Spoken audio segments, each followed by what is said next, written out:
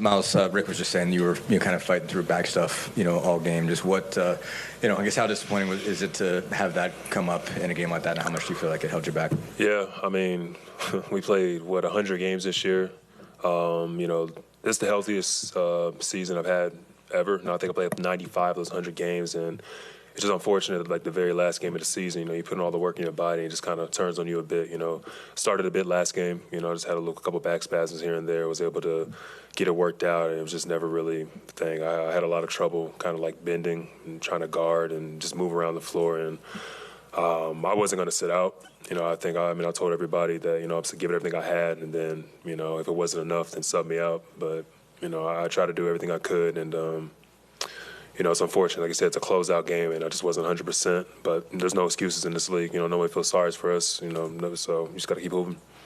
For each of you, I'll start with you, Miles. This year to have, role stability, be on a team that made it as far as any Pacers team you've been on has. What did this all mean to you this year? I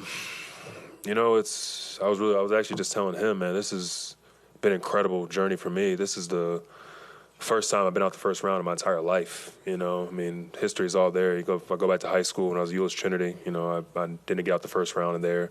Everybody here obviously knows when I was at Texas, we lost to Butler in the first round.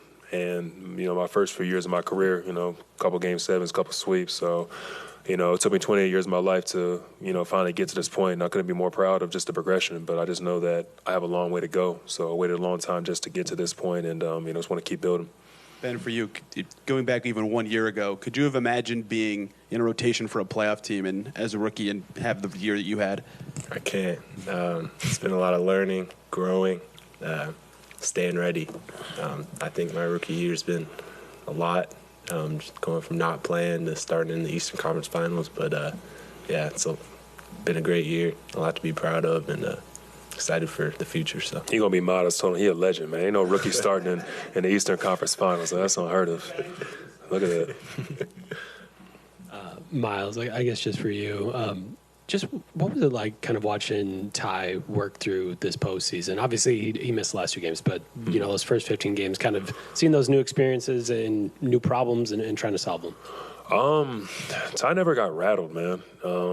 He's someone who he cares about the game so much, and you can see it on his face, whether it's a good game or a bad game, you know what I mean? And I think that whatever teams threw at him, he found a way. It's his credit to him and his team. He found a way to continue, to keep making different reads, keeping us open and keeping himself involved and still making big shots. So I was very proud of his progression. He also played through injury as well. That first Milwaukee series, he could have very said, "Oh, my back hurts," and, didn't play. But he fought through that. And, that's leadership right there, man. And it's I think it's incredible that, that your star player, can see every single defense and still find a way to be effective. It doesn't really rattle him. Miles, they're obviously a very experienced team, been through these games, and you guys haven't. Does that explain maybe what happened in 3 of these games that you kind of had your hands on them and it didn't work out? Is that just an experience thing, or can you put your finger on anything else?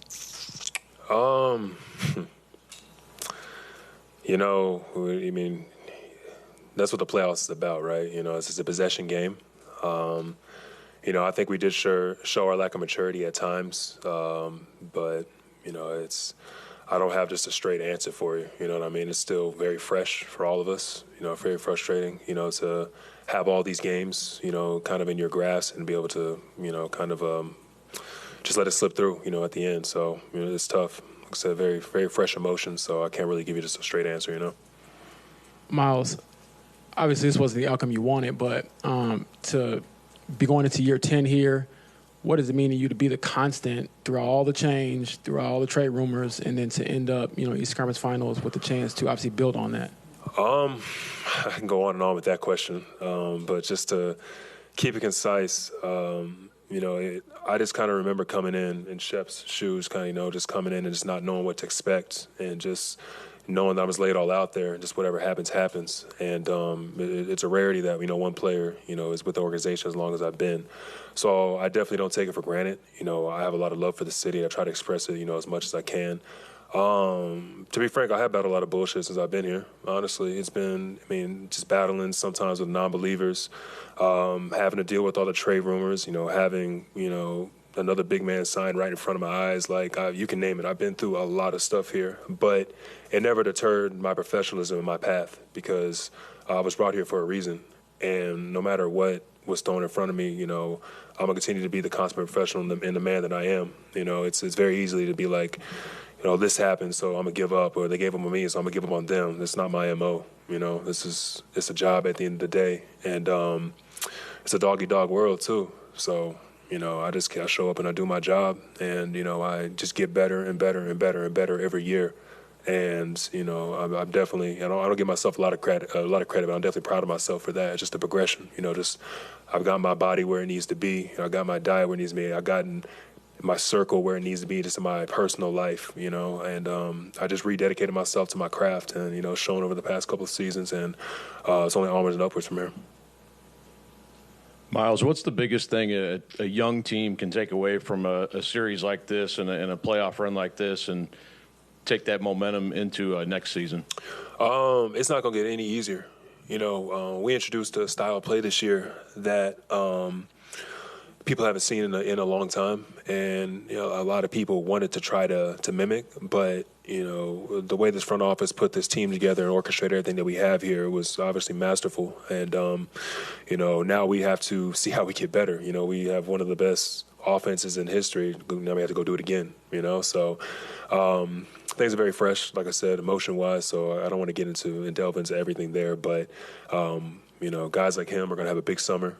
He has to continue to build off of this and continue to carve his niche out next year. You got guys like Jarris Walker, who was able to kind of sit back and watch. Your Jalen Smiths, your Isaiah Jacksons, guys that stayed ready. Obviously Andrew Nembhard had an incredible, postseason as well. So all your young guys just have to stay ready and have an incredible summer, going into next year, as well as the vets. And in general, rookies are players picked in the year where you aren't expected to contribute all the time right away. Was there a moment that you can recall during the season where you're like, yeah, I can do this, or like, yeah, I can easily help this team in this way or that way? I'm not sure there's a moment, but I'd just say when I'd get called off the bench for a few minutes to guard a star player in the NBA, just building that confidence on that defensive end just made me realize I can really guard and I can really play in this league. So it's not a specific moment, but a lot of moments throughout the year. I saw it early, man. I saw it in pickup, when we first got here. Just watching the way he moved, the way he was able to navigate screens, just knockdown shooter, man. He was ready. He was very ready.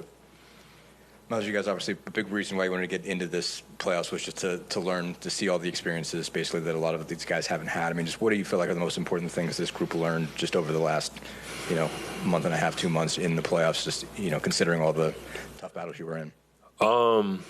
A multitude of things. I think that the playoffs, everybody thinks it's so physically daunting. This is that. Yes, it is, but it's also mentally daunting. It's daunting on your spirit, mentally, physically, and spiritually. It's you have to be prepared for these moments. You're the only show on TV. Everybody is constantly going to have something to say about your performance. One little mistake in the first quarter can cost you the game in the fourth. It's a possession game. That next man up mentality, like I said, Isaiah Jackson hadn't really played much at all this season and was thrown right into the fire and excelled, And then just how important a great coaching staff is, man. These guys worked tirelessly through this off season. I know these guys didn't sleep just to give us the best looks or give us the best chances to win and operate. I look, someone like Jenny herself, she really committed herself to the defense this year. You bring in Jim Boylan, he was able to help us a lot, on the defensive end as well. You see where we started this year at defensively and how we ended it, and it's just a huge credit to them. And I really think that they were our X factor a lot this year. Everybody's gonna look at the players, but just the little ins and outs and intricacies of the games, man, our coach staff dedicated themselves to us this year, and it showed. All right, thank you. Let's get on to the